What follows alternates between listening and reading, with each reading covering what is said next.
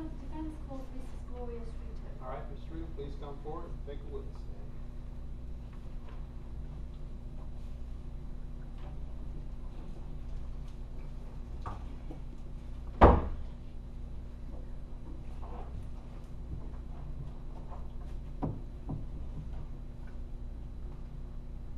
All right, Counselor, you may proceed.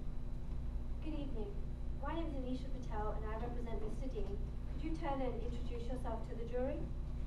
My name is Gloria Streeter, but you can call me Precious. Where do you live, Mrs. Streeter?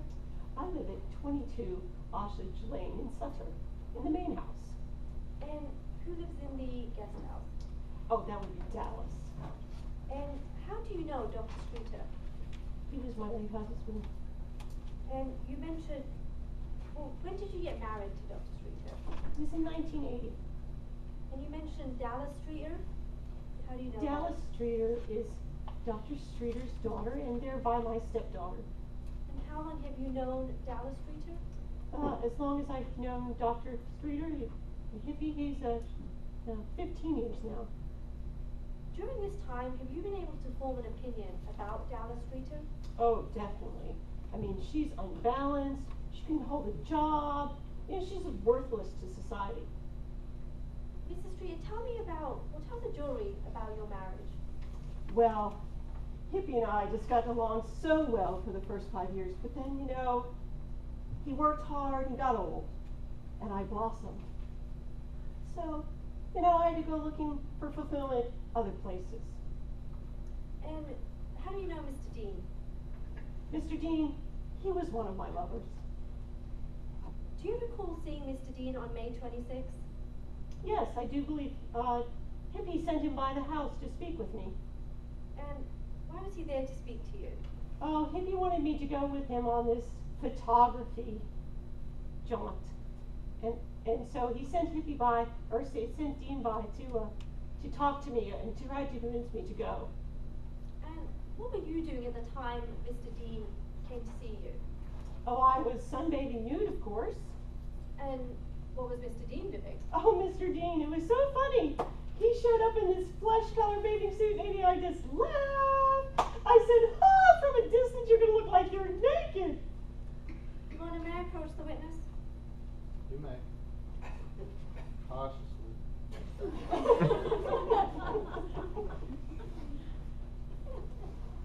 Mrs. Streeter, I'm handing you what's been previously marked as the defense's Exhibit C. Can you tell me if you recognize that diagram? It's kind of a crude diagram of the house and the guest house where I live. And is it accurate?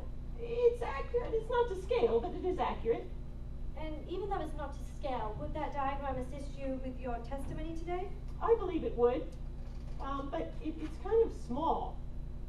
Your Honor, the witnesses indicated that the diagram would assist her with her testimony. May I publish an enlargement for the jury? You may. Your Honor, may I retrieve? You may proceed. Your Honor, may the witness step down to utilize the enlargement for demonstrative purposes? Yes, ma'am, please watch your step when you're stepping down.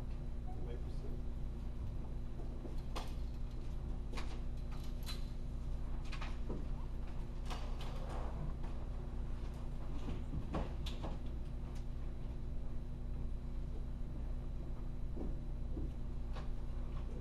Now, Mrs. Streeter, I'm going to give you this black pen. Can you mark with an X where you were when Mr. D came round to see you? I was here. It's my favorite spot by the pool. I'm going to ask you just to make it a tiny bit bigger, just so the jury can accurately see. And with the same pen, can you mark a circle where Mr. Dean was? Sure, he's standing here next to me. And could you mark a circle where the guest house is? It's up here in the upper corner of the diagram. Okay. And Mrs. Streeter, I want you to mark with this red pen. Can you mark a line between where you were and where the guest house was?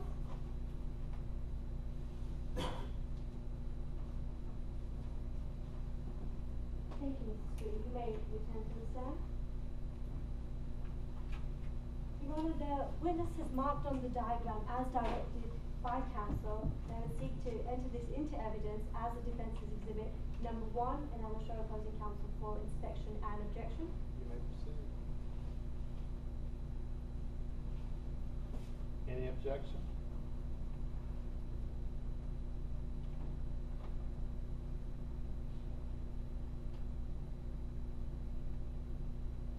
No objections at this time, Your Honor. All right, very well then. It'll be received as defense exhibit 1.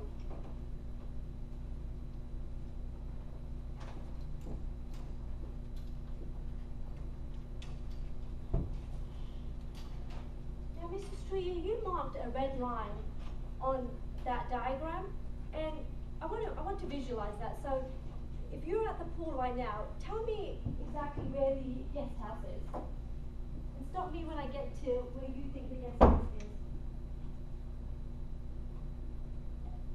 Right about there. Here where I am now? Yes.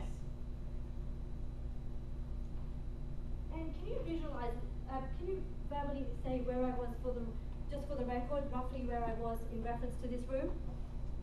Maybe 50 feet or so from where I was at. Okay. And now, turning back to May 26th, can you tell the jury what you and Mr. Dean talked about? Yes, I asked Gator. I just told him, I just have to get rid of Hippie.